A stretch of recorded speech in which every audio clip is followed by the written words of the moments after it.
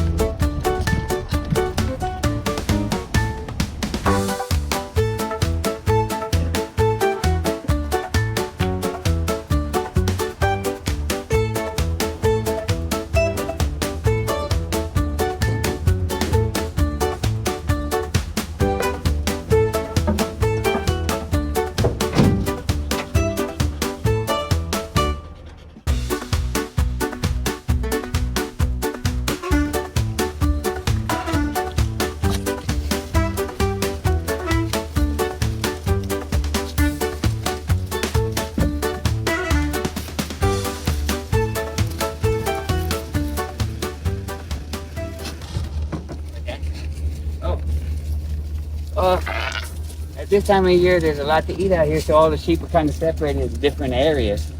So today we're just kind of driving around and making sure that everybody's nice and healthy. A lot of these have been bottle babies from years gone by, so they're calm and they'll come up and say hi to me, and then that makes the wild ones calm, and they'll even let me say hi to them. So everybody's got this kind of like calm demeanor around here. Okay, well, chicken, now This is Kamui. He was a triplet. Or he is a triplet. His, oh, that's his sister. Right here. And then Sunflower, I suppose, is the other sister. She's out with mom somewhere. And she was a bottle baby, their mom. You guys see the garden too? Oh yeah, we started going to garden. Apocalypse Garden. That's what I call it. Is that what you call it? Forever The Garden. Apocalypse Garden. Forever. That's better. Names. We've gone to Star Wars and Star Trek. Favorite characters on TV, Seinfeld. So now we've gotten down to just basically, oh, that guy's got a black tail, his name's Blacktail. Or one of them had a cord wrapped around him, so we call him String Beans. Or holiday stuff, or just, movie references. Oh yeah, movies are our favorite. I think that's Lower. Charlie Brown. This little chickie's name is Begonia.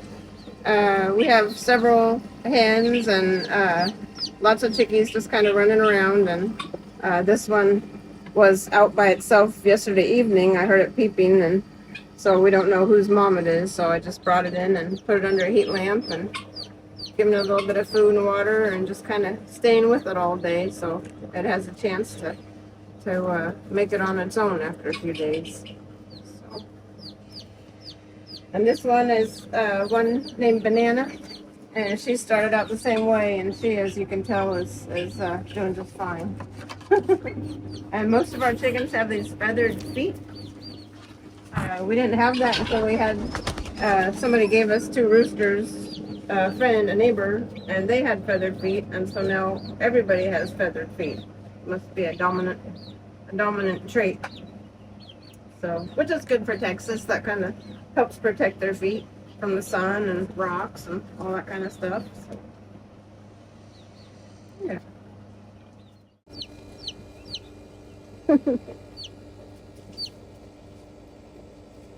Look over that way.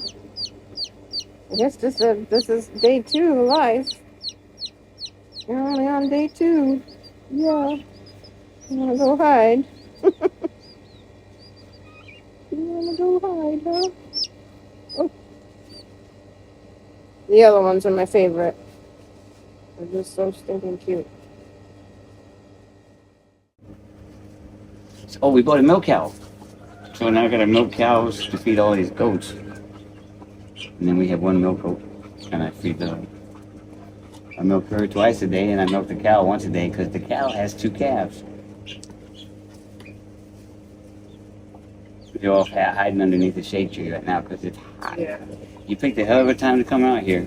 12 o'clock noon, middle of summer in Texas.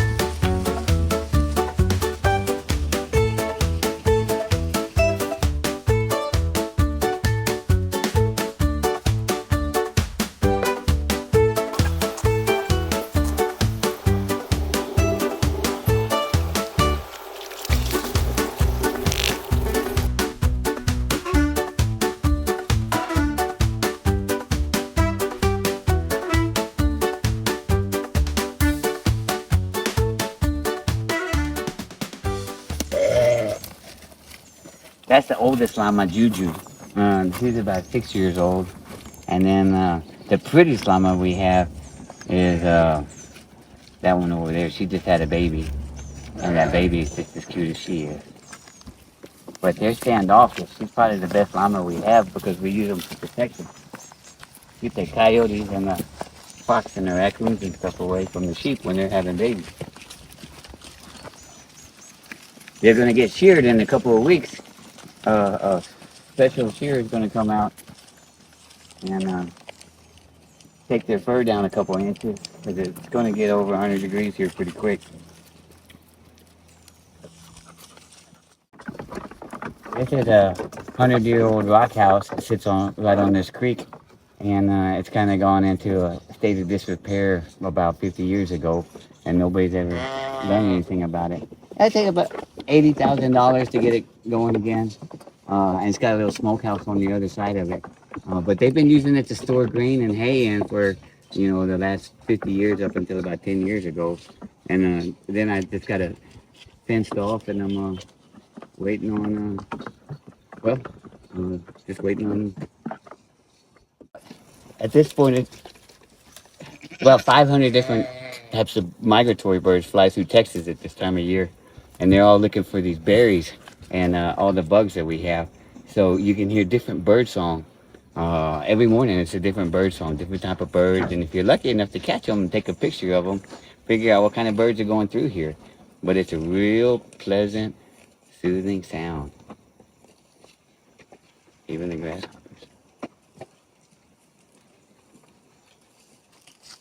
Yeah. You remember that plant I was telling you about, that agarita berry plant?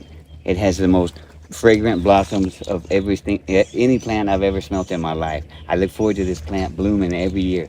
It puts on this bright yellow blossom, and the whole place, everywhere you go down the window and it smells of this plant right here.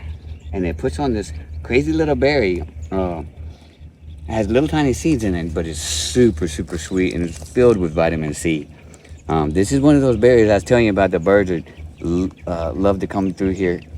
And pretty soon we'll get a whole bunch of stink bugs, and the stink bugs will be crawling all over these plants, sucking the juice out of these berries. But right now, this is one of those cases where it really is the darker the berry, the sweeter the fruit. The darker purple, deep red berry seems to be the fruit that has the sweetest juice. This plant was also the agarita berry bush. Has these pokey things on them, so it kind of protects itself from some of the birds.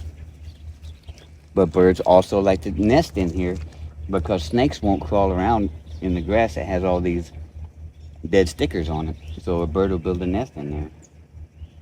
Oh, and then the roots are these bright yellow, and they're used for dye. The Indians used to use the roots for a bright yellow dye. So very versatile plant right here. My favorite, agarita berry.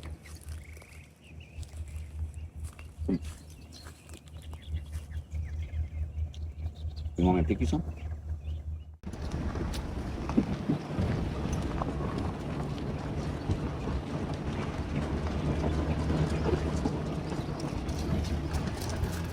drop a salt block right here.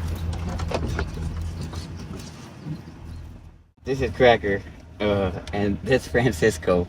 Cracker's white, so we call him Cracker. And Francisco's, well, anyways, Cracker's blind in one eye. He's missing one eye, so he's bonded for forever to Francisco, and so you can't separate these two donkeys.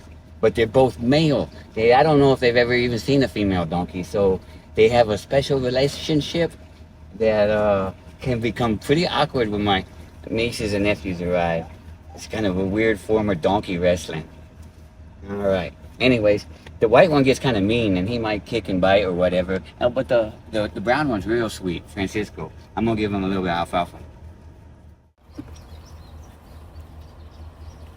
There we go. Oh, and they'll buck and they'll kick and they'll start shouting at each other.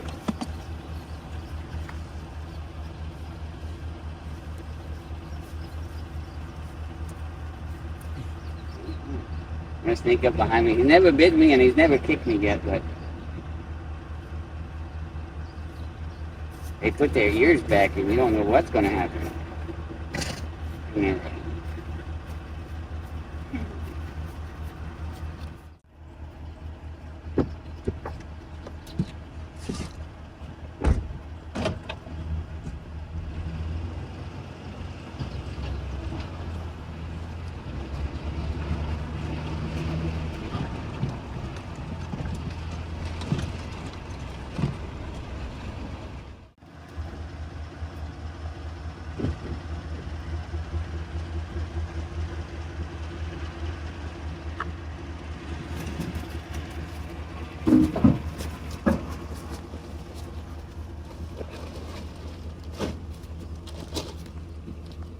Well, just like my sheep, these cows are spread out all over the place.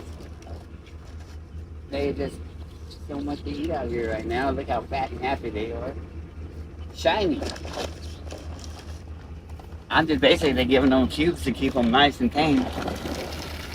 So when it comes time to having to put them in a pen, they're used to me and they're used to getting treats.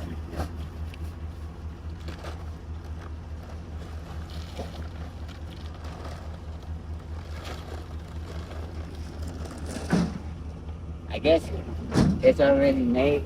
Next month it'll be June, and they'll start having calves again, and there'll be a bunch of calves.